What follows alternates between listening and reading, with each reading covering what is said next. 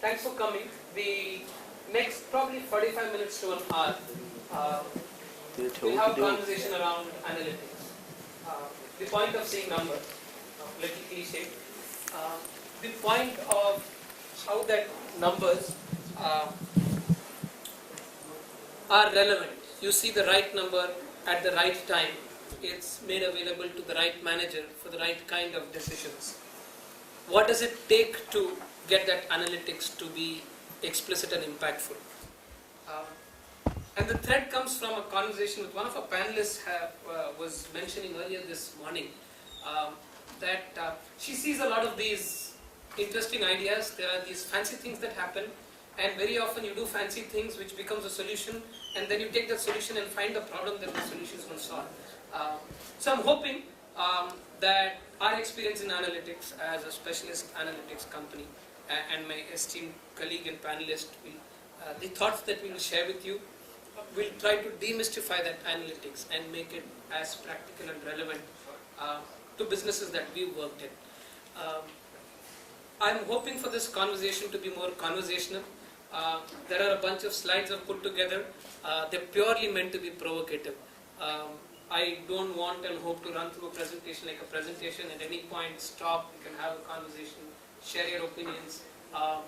You must disagree with all the correct things that I'm saying, and so on. Quick introduction to myself. I'm the Chief Product Officer at Manthan. We are an analytics company. But before that, I also have with me Vinod, the CIO and CTO of the Future Group. Vinod is truly a visionary technology leader. Very vast global experience and perspective. He's had opportunities to work across industries in technology leadership positions, airlines, logistics, technology, high-tech, HP, and prior to Future Group, he was with Tesco in multiple capacities and multiple roles. And within Future Group, he leads Future Group's next wave of investment in technologies to drive some of very cutting-edge opportunities that they're looking at across all of their businesses and portfolios, as you might imagine. So Vinod will be joining me in a couple minutes to have this conversation with you. A little bit about Manthan as a company. Some of you may have heard us, some of you may not have heard about us. We tend to be a very quiet company. We're fundamentally an analytics products company, a specialist. We only work with retail and consumer businesses. Our roots are in retail. Over 70% of our businesses are with retailers globally. We're deployed across 22 countries, over 200 customers. And our analytics solutions span the retail value chain, from things like supplier collaboration to merchandising and assortment and retail operations to customer analytics and personalization as a capability. Matter of pride for us, over the past 12 years, we've had the opportunity in a very humble and thankful manner to work with practically every form of consumer connect retail industries out there. We've touched value businesses, volume businesses, high-end luxury specialty businesses. We work with grocery, supermarkets, hypermarkets, big box retail, mass merchandisers, drugstores. We worked with brand fashion, multi-brand fashion, specialty hardlines, specialty softlines, convenience stores, drugstore chains, and many of these businesses are classical omnichannel, multi-channel businesses. Stores, e-commerce presence, mobile digital presence, significant social presence, especially for some of the fashion brands that we're talking about. And a large part of our product capability, the intellectual capital, the knowledge which resides within our products, come from this past experience. I won't spend any time beyond this on selling because my head of sales is behind the room. I had to do sales, otherwise he'd kill me tonight. What I will talk about is that analytics works, analytics is impactful, cliches that you know about.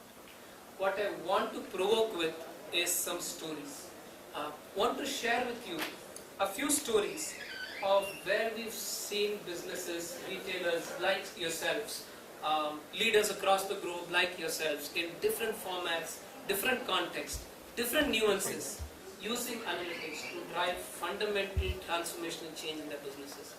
And more importantly, and this is important for me, also because of a recent conversation I was having with a $45 billion retailer and one of the brand leaders there. And after 2 hours of a workshop, and the gentleman was very quiet. He's suave, tall, salt and pepper hair, very handsome looking. 2 hours he was very quiet. Rest of the team, very animated workshop. And after 2 hours he said, "So what?" And that "so what" has stuck with me for months and years now. Saying at the end of all of that, what makes it measurable? What makes it demonstrable when that store manager Monday morning opens his store? That merchandiser on Wednesday at 8 o'clock wants to find out what to do with his in-season markdown.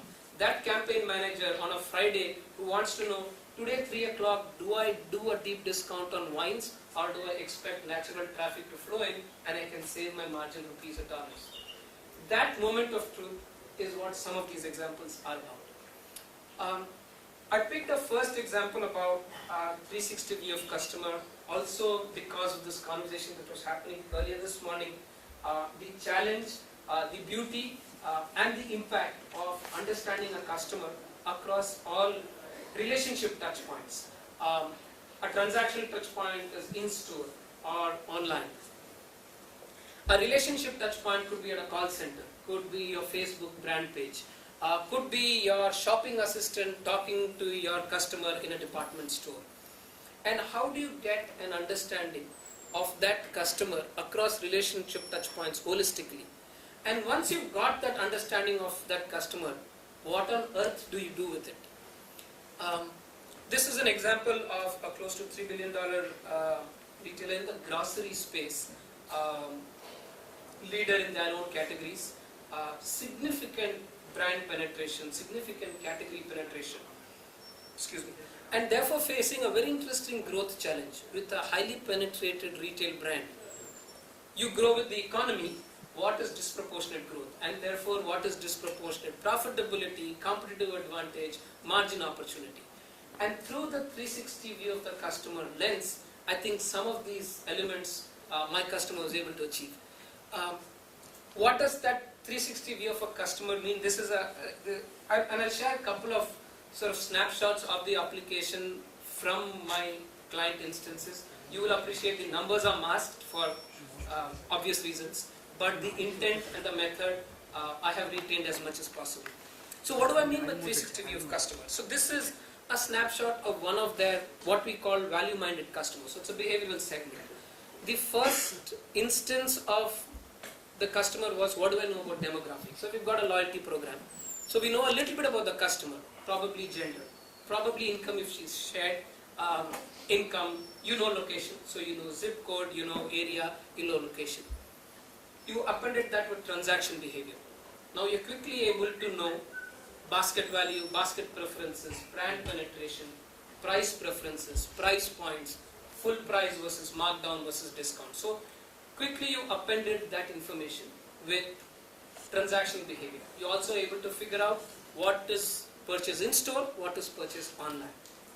We appended this now with what we imputed from analytical insights. So you're quickly able to look at behavioral segments. So like I said, in this example I picked a value-minded customer. So you know that she is price sensitive, prefers on-discount products as much as full price, will typically buy mid-price products as opposed to premium ranges. So the opportunity for value laddering or brand laddering may be limited, may be an opportunity.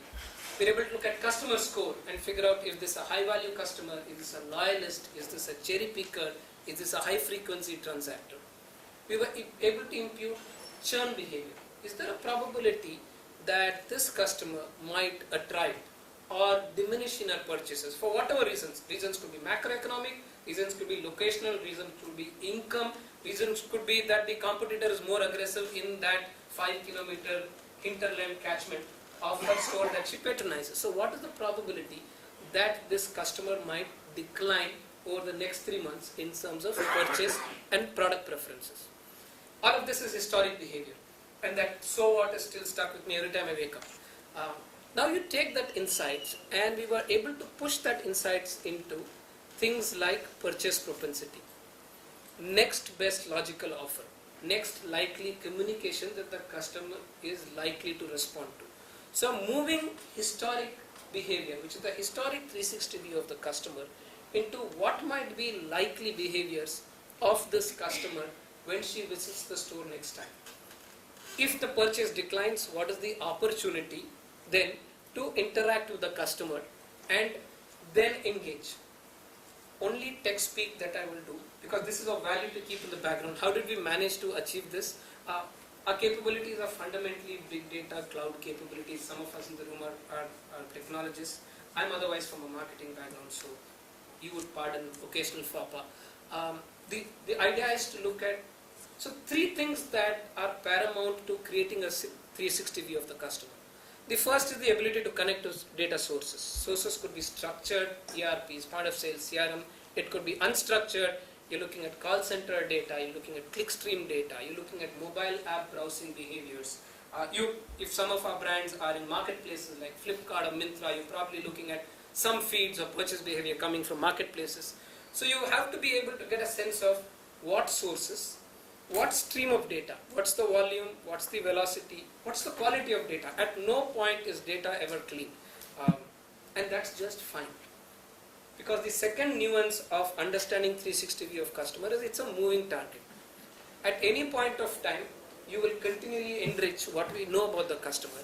We'll continually add sources of information about the customer.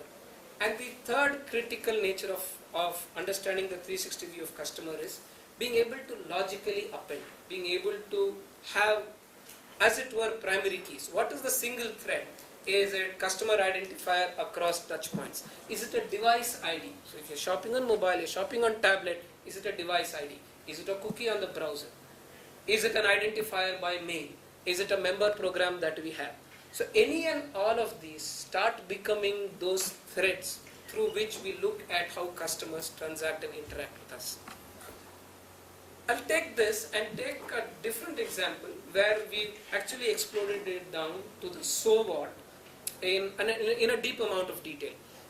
This is a coalition loyalty program based out of Singapore, present across practically all of these Southeast Asia countries, probably one of the largest coalition loyalty programs in Southeast Asia. And they're a coalition that cuts across 77 merchants, 77 unique businesses, groceries, fashion, jewelry, banking and insurance, hospitality, little bit of real estate, entertainment, amusement, theme parks, cinemas. So very vast variety of customer information that they're able to capture. What we were able to do once we created this single view of customer for this loyalty program is quickly start looking at what is convergence and divergence across this very vast brand portfolio. What kind of customer accounts for a higher basket in what kind of brands? Why is that differentiated buying behavior being demonstrated? And therefore some of the elements we talked about. What are price preferences? What are brand preferences? What is the opportunity that the customer will ladder up to higher value products and brands, or stay stagnant, or potentially ladder down as well? And each of them is an interaction opportunity. So while understanding fundamental customer behavior and transaction behavior, we were quickly able to figure out what are the communication opportunities. And just look at the foreground there, which is at what point and what triggers can I talk to the customer? Is it an offer that I'm running? So every Monday morning I do my weekly offers, and many of us in retail, and I formerly come from a consumer goods background, Monday morning is campaign time, right? So what customers, what campaigns? Is it a standard newsletter mailer? Is it a weekly offer letter? Can I personalize this now? There is a standard newsletter that I send out, and there's a loyalty program, so they anyway send out their monthly mailers, their birthday mailers, their happy anniversaries, their weekly offers and promos. but I know he's a high value customer. So then why send the blue template? I know a high value customer prefers the green template. When I say green template, specific preferences to brands, products, price points. So why can a otherwise vanilla boring newsletter not become deeply personalized based on underlying preferences that I already know? So what used to be a single newsletter today goes as 12 unique persona based communication, and this is standard monthly communication. And then there is weekly offers. And then on top of that, we were able to overlay trigger based communication. So I know high value customer, I know he's on my website, I know he's looked at category A, category B. He logically has affinities for brand C, but he's not yet browsed. So I can use that in real time and help him do range discovery. Especially in fashion brands and some of the luxury categories, range discovery becomes very critical. Otherwise you search for products, brands, styles, colors, sizes and trims. By understanding browsing behavior, I can drive range discovery. I can quickly make him aware that there are accessories. He's a high value customer, he loves belts, he's browsed for a scarf and a tie. I can tell him about belts. Online in real time. The other thing about usability, and you see that in the background, really in the background as it were, is how the application, which is otherwise designed for marketing, lends itself to data sciences. At any point of time, customer data and our creativity lends itself to hypothesis. So all of the things I'm talking about, is it a price sensitive customer? Is it a brand sensitive customer? Is this a luxury customer? Is he going to decline in purchase? Has he moved his buying behavior from a cherry picker to a valued customer because I've engaged with him over 2-3 months? Each of these are marketing hypotheses. So our analyst team can quickly start testing, managing, institutionalizing some of these marketing and campaign ideas, even as all of the analytic becomes available in real time to the marketing directors, to the campaign directors. So an interesting couple examples of how understanding the customer helps drive personalization, campaign effectiveness, and therefore revenue lift. I'm going to pivot this. You guys are very quiet people.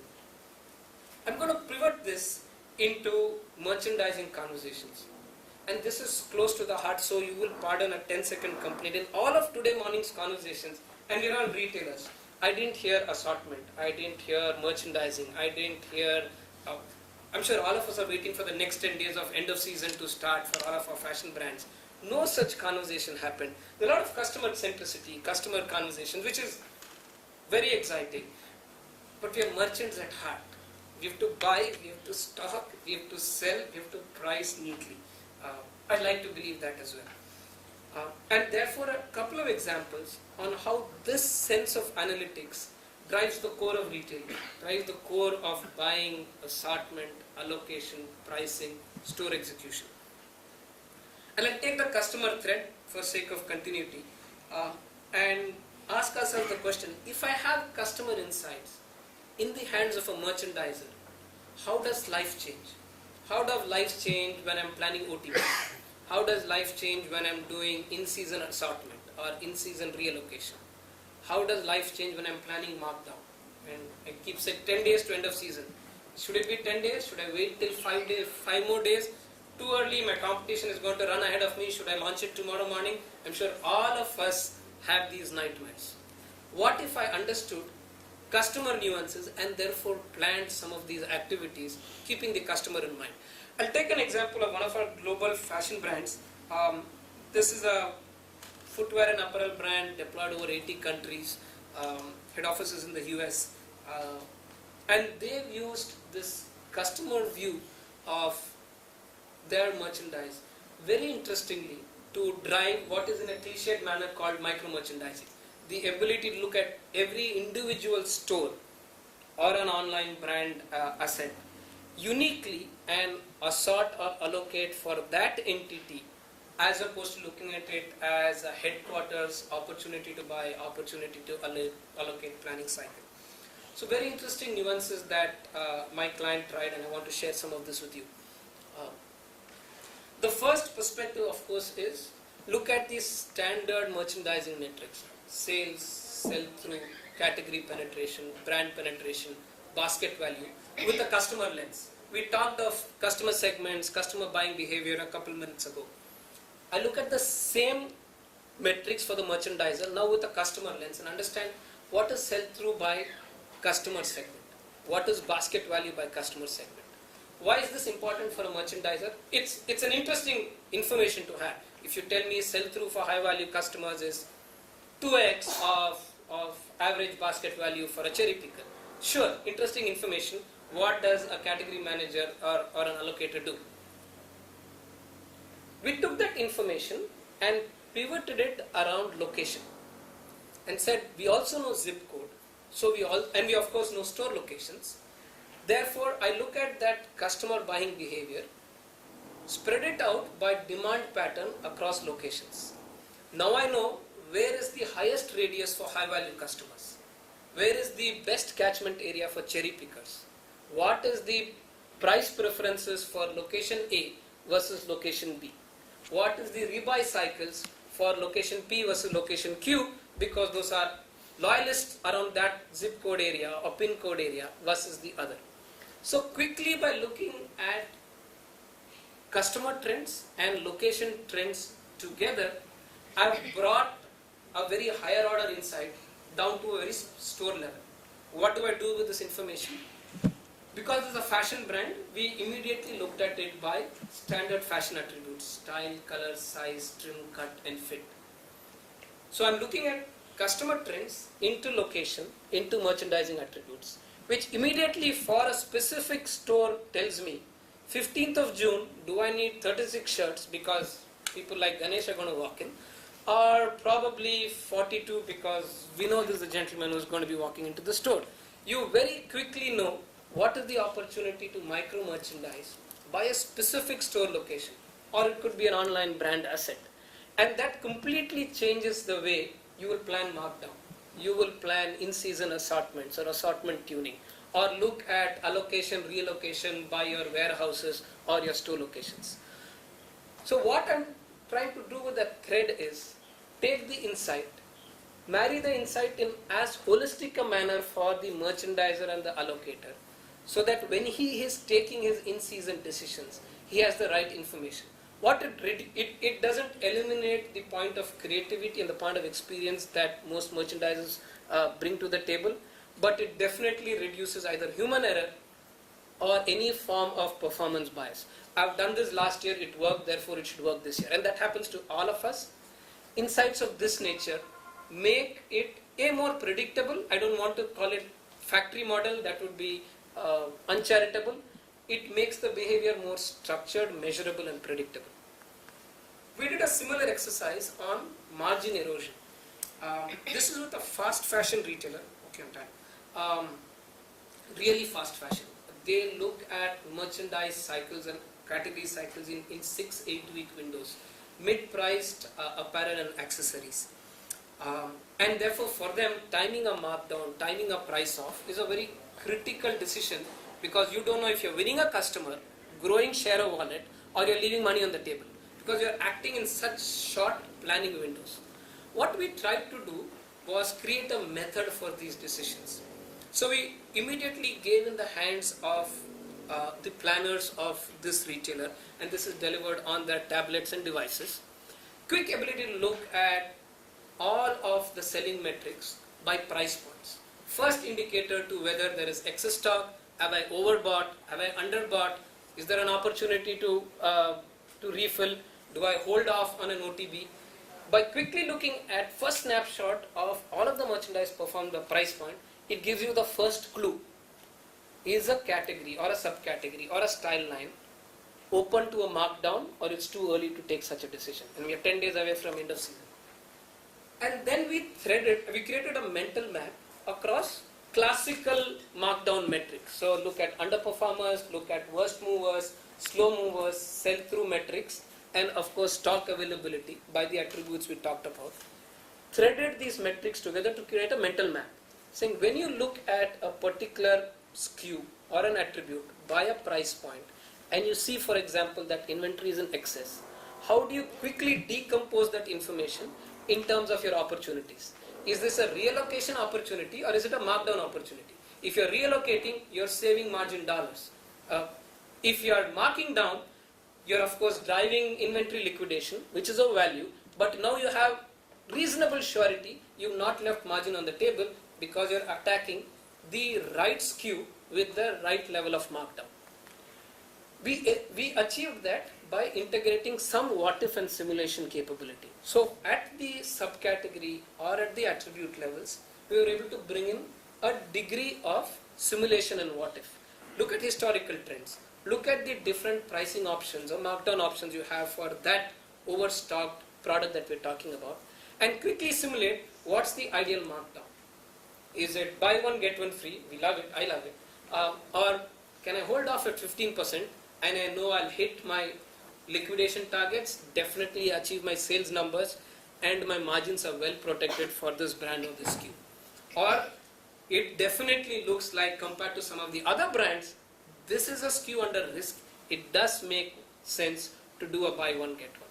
So you are able to, in a structured manner, create a method, institutionalize a process of a markdown cycle using a marriage of customer and merchandise data and a structure for the analytics. So the right manager is having the right tools to take the right kind of decision. I will pause through these 4 stories. My objective was to provoke some thought. All of us through our journeys have gone through some or all of these challenges. I will request Vinod to come over and join me here. I have some questions of Vinod. He's a true practitioner of analytics through his over 20 years, if I say that nicely, sir, in the industry. And what I do believe, because Manthan works with Future Group so closely, definitely a visionary, pioneering journey around analytics that Vinod, his team and the company have taken. I have some questions of Vinod to get some of his experiences on how the group and he himself through his years of experience have navigated this journey. I also want this to be open house. Please feel comfortable with any thoughts that you might have. I'll start with you, Vinod, just to break the ice. We have a quiet audience. Yeah. All difficult questions go to Ganesh. If you could give firstly a sense of the journey of analytics for the Future Group. What were the trigger points? What was your first hypothesis? How long ago did this start? A sense of life cycle. Yeah, let me take a step back and talk about it. I think historically, and Ganesh mentioned, I came from the world of Tesco, where most of you would have heard about Dynamic, which is really the brainchild of Terry Leahy when he introduced the club card, the Tesco club card, which was a loyalty club card, and the importance of analytics that was used to drive the business in Tesco. And what I saw there was historically, and which is true even now today when you look across industries, whether it's retail or any other consumer-facing industry, is that we have a traditional pyramid, which is, you got multitude of data sources, you do an ETL, you get that into a data warehouse, you do some reporting.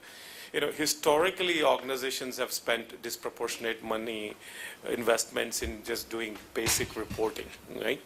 And I think visionary leadership, starting from the CEO, I think tilted this whole concept on its head, right? So I think we need to have an inverted V, and upside down pyramid, if you will, and really focus around, less investment and maybe less effort on some of the commodity type activities that happen, and focus more around driving the insight and the predictive analytics, which is really should be where I think most of the focus has been.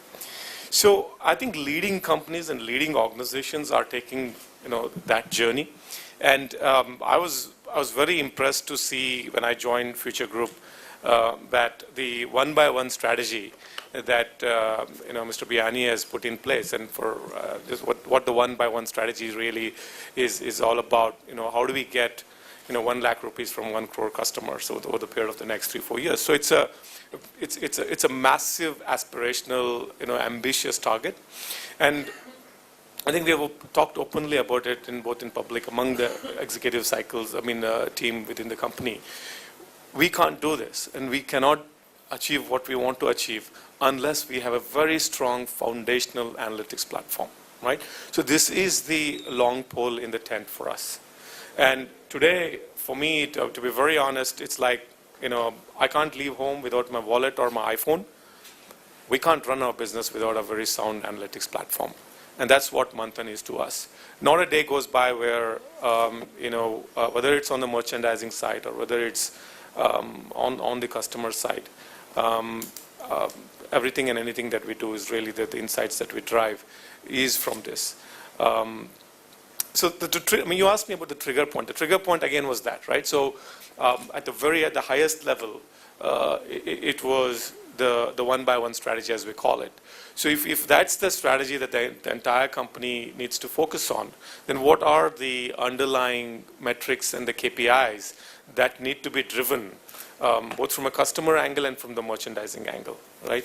So and then it starts to business divisions, category managers, operational teams, and so on and so forth. And then how do you actually start putting this in practice and driving the business using a set of metrics, all enabled through insights that are coming from the loyalty platform. Because you mentioned what you said, Vinod, you are a interestingly diversified, complex business, and you want these analytics in the hands of every division manager, every operating manager. A little bit about your perspective on how that gets accomplished. I'm sure there are barriers. To some degree, this is a change in operating environment. You got to be numbers driven, analytics driven in the way you conduct your business. What has been the Future Group and your experience in driving that A, usability, B, that change? Yeah, look, the technology part is always easy, right? It's easy for me to have a few data scientists. Machines will churn out what you want them to churn out. But ultimately, getting this, what Kishorji calls as data democratization, right? How do I get the right content or the right data from a relevancy perspective in the hands of the right people at the right time, so that they can make the decisions in the best possible way for us to move the dial.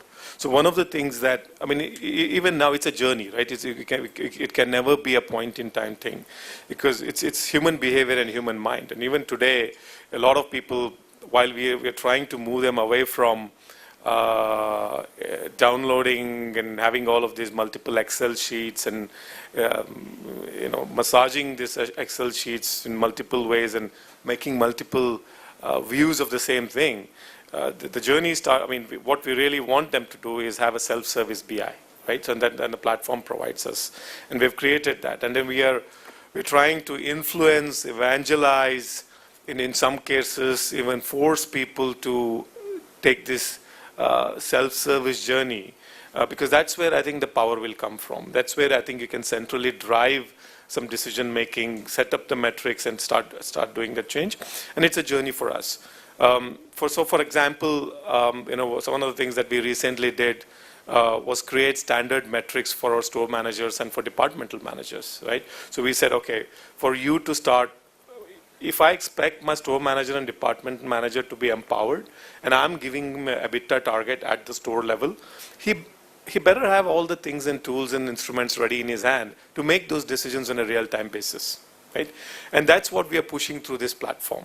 So giving SM and a DM the ability to look at what inventory he has, what has been sold, what kind of sell-through he's getting, what kind of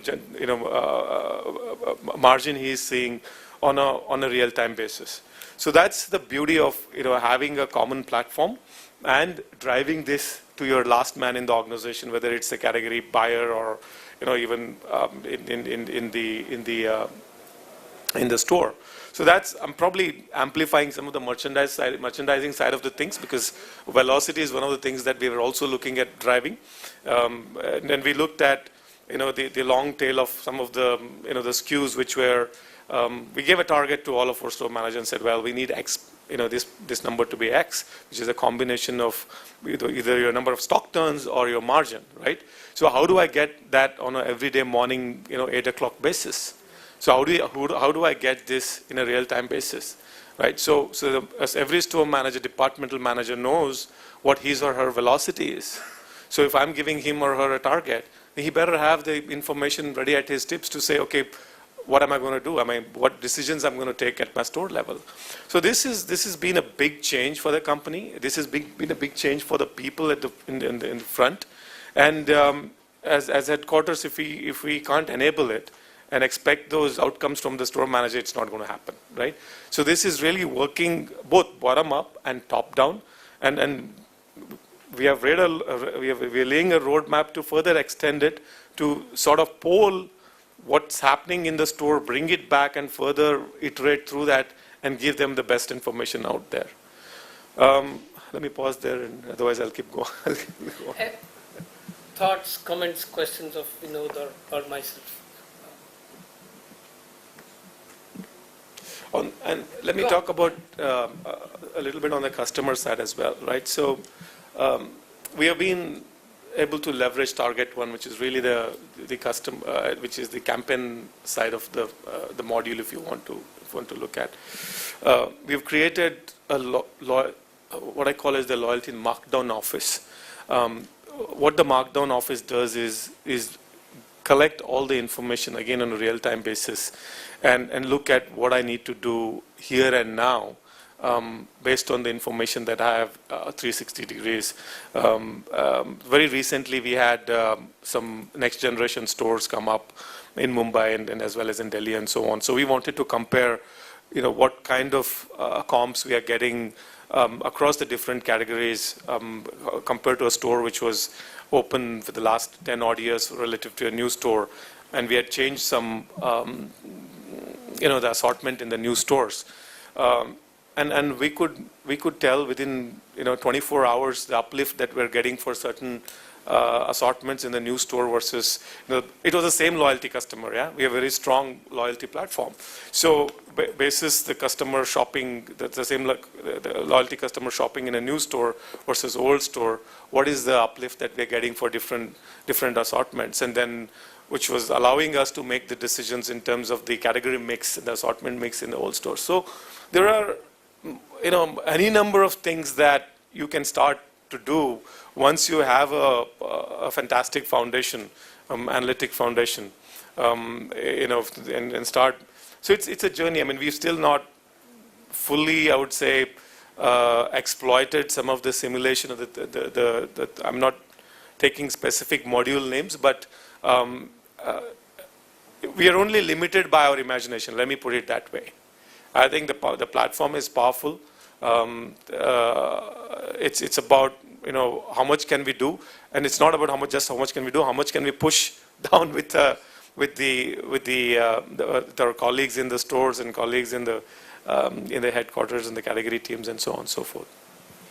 Things that could go wrong, and I'm saying that nicely, and my team is here and say, what are you asking? But things to take care of when you're looking at this kind of an analytic vision and this kind of a journey. What does one need to be cautious about? What probably are either failure points or something I need to pay attention to? This is an elaborate program that you embarked on. First and foremost, I think it should not be seen as a technology program, right? And I think a big chunk of this is really driving the change in the behaviors of a lot of people. So you should have a very strong business champion, almost to the effect that I have combined teams from technology as well as my peer who is the CEO for all of the loyalty. So we have put these people in the same room, so to speak, right? In physically same room, so that I can get a lot more agility in the what if scenarios that we do. Then we have brought in each of the zones, the zonal heads, and once we create a template for what kind of campaigns they need to run, So the zonal heads are in constant communication. So all of this was not there in place before. You almost felt like, okay, I'm trying to push this. The technology team is trying to push this. So we've learned those lessons along the way. And when we made those course corrections and made it more of it's a business program, it's because analytics is one of those things which sort of ride the fence, right? There are things that can be done purely on the technology side. There are things that can be done purely on the business side. But I mean, a great data scientist understands enough about business as well as about the technology. Otherwise, it's very hard to create those, simulations and scenarios. Otherwise, they'll be very academic in nature. So if you want to create those realistic simulations, you have to understand, what is going to make a difference for me in my business. Even in my previous life, what I've seen is that when we make those academic simulations, as great as they may be, when you take it to the actual business head and tell him, hey, look, this was your past year's data. I've run this simulation in your past year's data, and you could have gotten an X% improvement if you had used this simulation. So why don't you use this simulation now? Because you got this the next 3 months data in front of you. They're very hesitant. Because a lot of these guys who spend 10, 15, 20 years, they really go by gut. Even now they go by gut, right? So I think it takes a few cycles to actually get them on board with this. The best thing to do is actually embed them into your activities and just don't bring it as an after the fact and say, hey, I've run some simulations. I think you can, because at the end of the day, it's his numbers as well. Whatever the technology team does, it's his numbers or her numbers, right? So I think the more we operate as a combined team, so we call it a circle. We have created, for some of you, this may be a newer concept. It's called holacracy, where everybody is they play a role and they come into this circle. So whether it's my technology team or it's the loyalty team, or the category team, they work together towards a mission.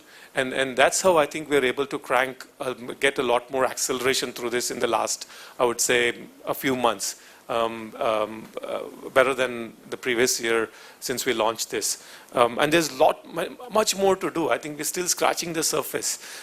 We've done many campaigns very recently, getting great traction, feedback, customer feedback in terms of the loyalty driving mechanisms and so on and so forth. But I think the platform is the platform. But until you actually marry that with the right people, both from the business and technology, it will only remain a platform. So that would be my learnings out of not just the Manthan platform, but in general. What is inspiring is that partnership that you've been able to create between business and between a technology platform and a set of data scientists and analysts. Nobody here is saying this is mine or this is not mine. There's a huge collectivism to getting this percolated to the last mile. Very impressed with the journey you guys have taken. You've still not told me two things which can go wrong, which only means nothing is No, I can tell you what can go wrong. I mean, many things can go wrong, yes. Right? Many things can go wrong. Like I said, a wrong simulation without the detailed, complete understanding of that. Somebody presses the button, it can screw up your business, right? So that's you have to measure thrice and cut once. You have to build the learnings in your algorithms so that you are comfortable with that, right? We have not been fast enough in pushing these metrics into the field. I mean, the insights to the field, I think those two things come to my mind. But I'm sure a lot of things can go wrong. But by creating an empowered and embedded team, I think you watch for those things. Your advice or your guidance to our audience here. We have a very, very diverse group. Small SMBs, large conglomerates, fashion brands, grocers. Look, I think businesses have different flavors. You have to first understand what is at the highest level, what the strategy is. And if everybody is aligned against that mission, it becomes easy. Otherwise, different people start pulling you in different directions. And for us, I think the biggest rallying factor is the one-by-one mission and the one-by-one strategy. So everybody is very clear on, what the higher order mission is, and then get this in place. So getting that clarified from your group CEO or a business CEO is number one. Two, identifying, the right partner who understands this business, the business of retail, more than the technology platform is very key. Today, I have a few embedded folks from the Manthan team, and they've been with us for so long. I don't treat them as my partner anymore. Rather, I treat them as my part of my own team. I can't even tell whether it's my team or the partner team. And they understand my business as much as my folks do. So it's about your partner understanding your business, we understanding that platform, right, equally well. And then join and combining the right resources from the business to create a very embedded team to work against a mission and a plan in an embedded manner. So like I said, agility is very important in this. And getting that confidence of what you do on a daily basis, on a weekly basis, and a monthly basis, which becomes sort of the ways of working over a period of time. It's not one thing. I think it's a combination of the right business partner, the right platform, getting the right teams. And again, what I'm telling you is not rocket science, but actually getting that model working and executing it and getting those business results is what makes the difference. Please. Can you think of any retail company globally which you think is your role model, which you would like to emulate, which you think is doing a fantastic job in analytics? Look, I come from, like I told you, I spent a number of years in Tesco, both worldwide. I think they did some fantastic job. I mean, Tesco did a fantastic job. I mean, it's the case stories are there everywhere for everybody to read. I think very deep analytics, so much so that they actually carved out the company as a subsidiary, which then started working with many other retail clients the world over. And in the US, they worked with Kroger, P&G, and so on and so forth. But again, as I look at it, it's a combination of the investments that go into technology. Is capital intensive. It was still batch centric, so I needed to spend a lot of time in getting a real time insight into that. So that's work under progress. So a lot of leading technology organizations are looking from an omni-channel perspective today.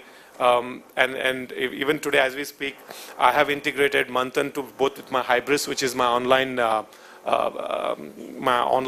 platform for my digital channels, along with all my stores, because I need a one view of customer, right?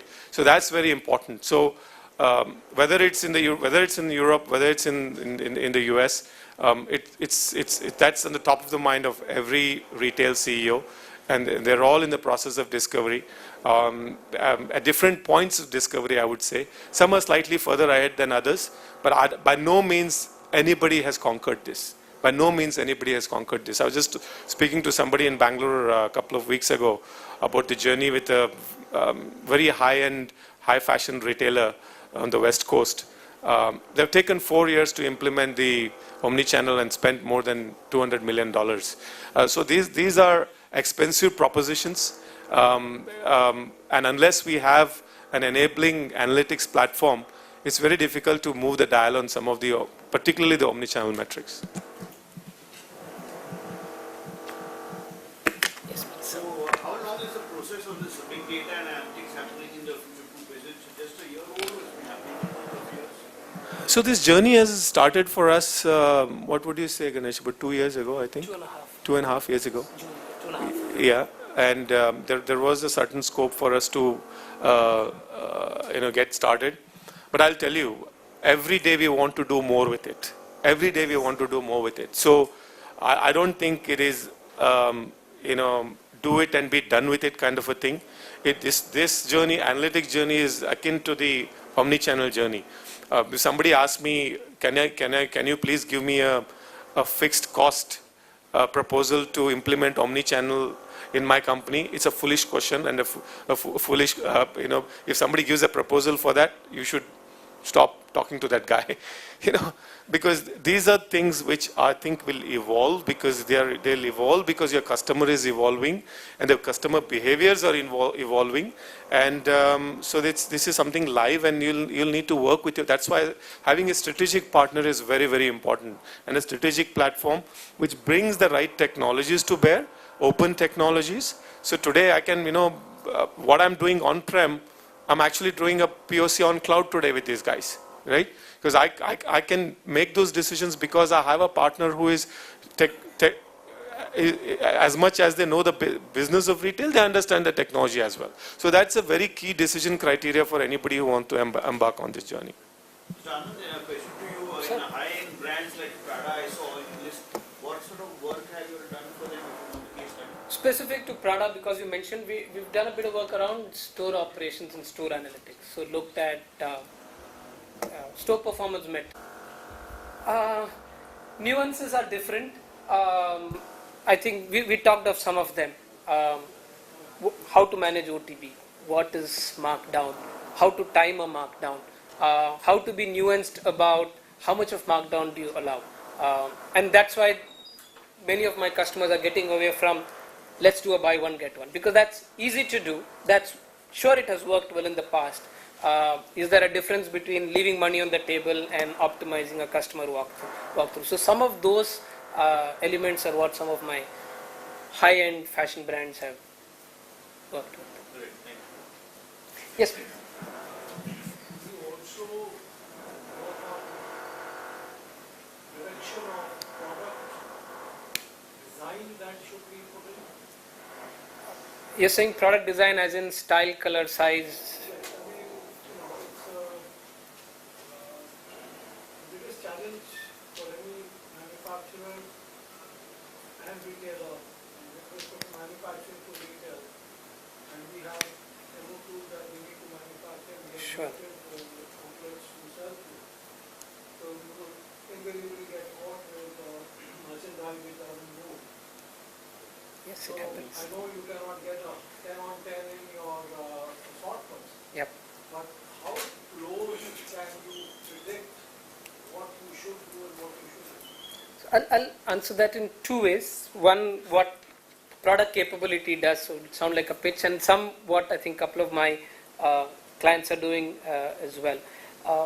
In one part, the visibility to new product introduction is trying to understand what attributes are successful or not. It may not, there is a degree of accuracy to which will those attributes remain successful day after tomorrow. But if you're able to split out a performance and say here are the attributes that drove that sales growth or that margin growth or that customer adoption, you may be able to translate the attribute into a product. So you're taking a product and splitting it by attributes. Classically, it's called utility choice. So it's just taking a product, splitting it by utilities, understanding the impact and the customer adoption or rejection of a specific utility, and then reconstituting that as a new product. Where some of my, which is one way how my an analytics product might help with new product design per se. Where some of my clients have tried making NPI introductions more successful is opened up the analytics infrastructure to some of their brand partners, which is give them visibility to what is happening with categories, with price trends, with customer adoption rejection, with certain kinds of offers and promotions versus others. Which means the brand partner, the supplier, in so many ways is also getting visibility to where what is succeeding with the retailer and what is not. He's also taking part of the onus on himself, saying, if this is what works, then my next NPI probably can be P versus Q. So that ability to share data, collaborate with suppliers, and in a nice way you're monetizing the data as well. You've got data on underlying brand preferences, customer preferences, merchandise sell-throughs. By collaborating on that data infrastructure with your suppliers and brand partners, you're monetizing your data asset. You're also passing on the NPI in a nice manner, burden or responsibility to manufacturers like yourself, if I understood it right, on what might constitute a more successful NPI. Yes. Yeah, this question is more to Vinod. So you told analytics is like core to, it's becoming more core to a like for a retailer, and typically a large retailers has a tendency to have a question like build or buy. So that is a question you typically want to answer, right? So how do you choose build or buy, or if you're going to buy, how do you choose a partner? See, that's why he didn't ask me this question. Yeah, look, I think today time to market is a very, very important criteria for all of us. And unless you have the appetite to actually host and continue to curate a large set of engineers within your organization, it will be difficult to have all the skill sets that you need in-house, right? Only very large global organizations with deep pockets can attempt that. Yeah. I mean, I had about 4,000 engineers in my team in Tesco, right? So that's where we didn't outsource much at all. We pretty much built whatever we wanted. And there are other challenges that happen with these companies because none of the off-the-shelf products work for these kind of companies. You go ask Amazon or anybody. I mean, every code is custom code because most of the products that are built by product companies are built for mid-market, right? Because that's where I think they will have the most bang for the buck. Because there's only one Walmart, there's only one Amazon, there's only one Tesco. So these are outliers. And when you're trying to drive the kind of volumes that they get, whether it is Christmas or Thanksgiving or those kind of things, I think those kind of peaks typically don't get handled in a OMS product like, even off-the-shelf products that even mature vendors provide. So wherever, even if it was a off-the-shelf product, we ended up customizing it so much that the OEM vendor wouldn't recognize that product after a few years, and they would stop supporting it, and then we would continue to support those products. By and large, I don't think that is a problem in India. I don't think that maybe it will be a problem 5 years from now or 10 years from now. So my advice would be to work with, so I look at it this way. If it is of a strategic importance and intent, and there are parts that you think are competitive in nature, then you want to do that yourself, right? Otherwise, if it's a commodity product, things that I think everybody gets the same thing, but you want to get to the market faster, and it's best to go with a buy a product and build a small layer of your own integration around it. Yes. What kind of tangible metrics did you collect? Share some of those, not directly as a monetary benefit, but ability to cross-sell, upsell, those kind of CRM touchpoints.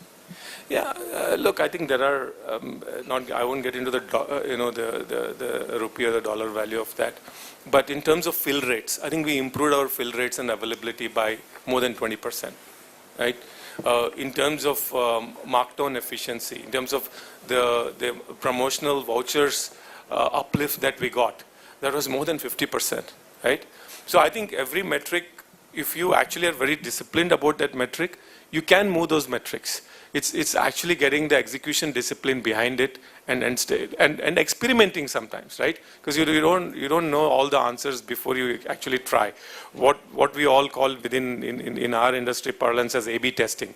So if you can use the platform to even test the market, right, and start using that to see which ones you need to retain and scale out. So that will be brilliant. So I think I talked about fill rate and promotion. So those are a couple of ones I remember on the top of my head. We've taken targets around should be cautious of using the word targets. If Vinod remembers this, I'll have a nightmare tomorrow morning. But some of their business CEOs have explicitly mandated campaign lift. They've said, for example, when we're rolling out Analytical or some of the fashion brands, they've specifically identified certain subcategories and said these have been slow moving over the past 3 quarters. What can you do through your rollout to bring them back to their former days of glory over the next quarter? We've been very, very happy to deliver some of those. And it's been very exciting. You can see it work. I think the joy comes when you see it work. Else it becomes, in a nice manner, it is a piece of code, it's a technology. I think you get excited when you're seeing it working. And we've seen those numbers.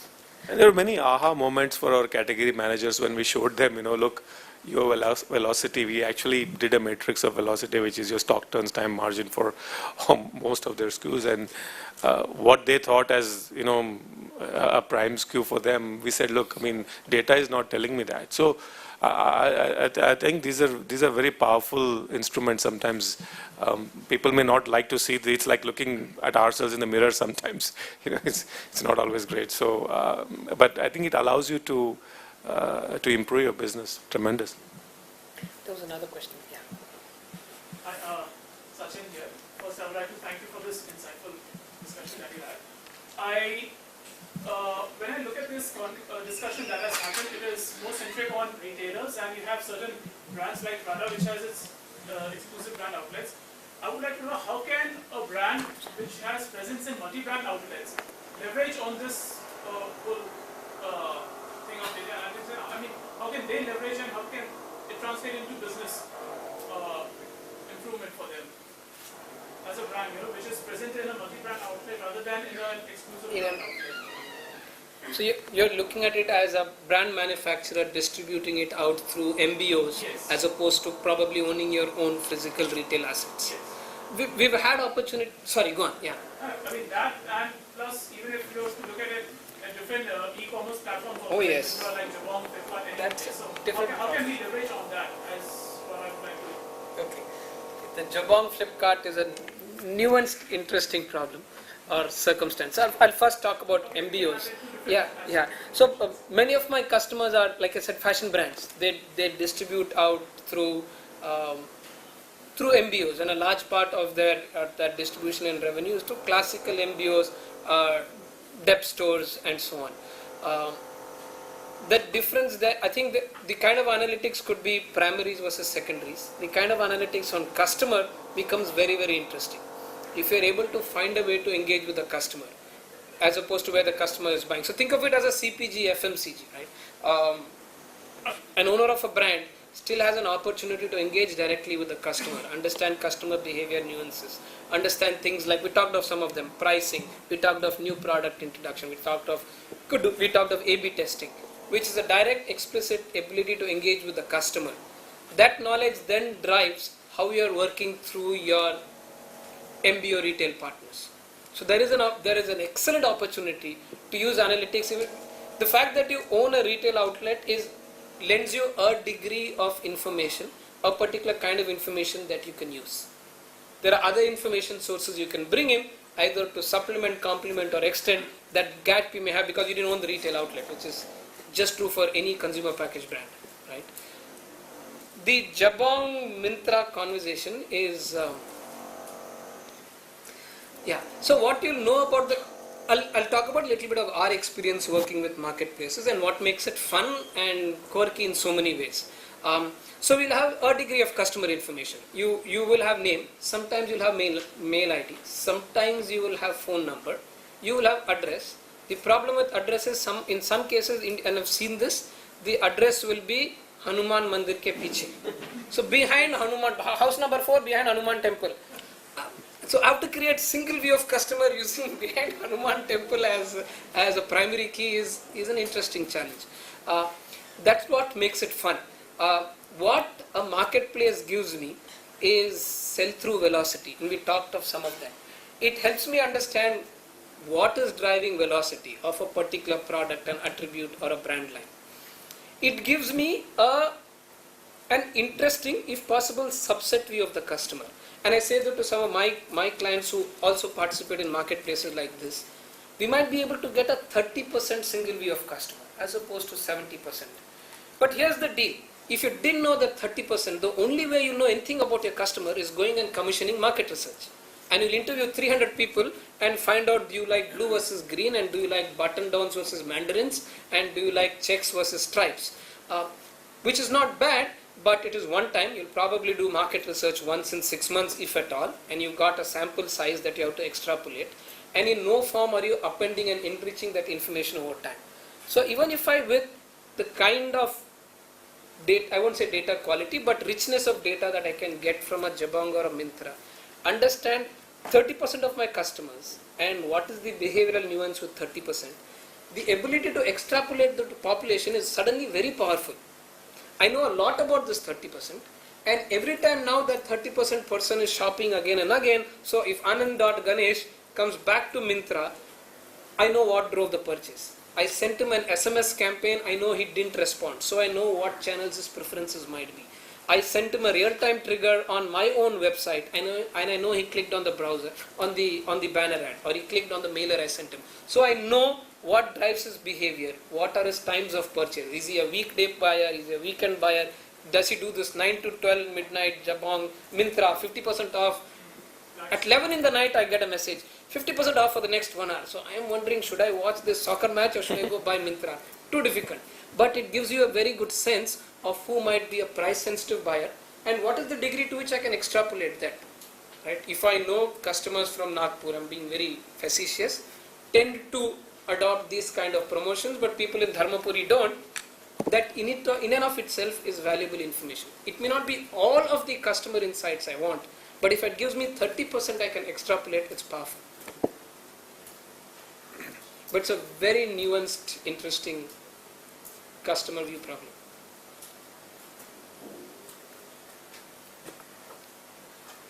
Thank you very much. Thank you very much for your time. Thank you very much, Vinod. Excellent.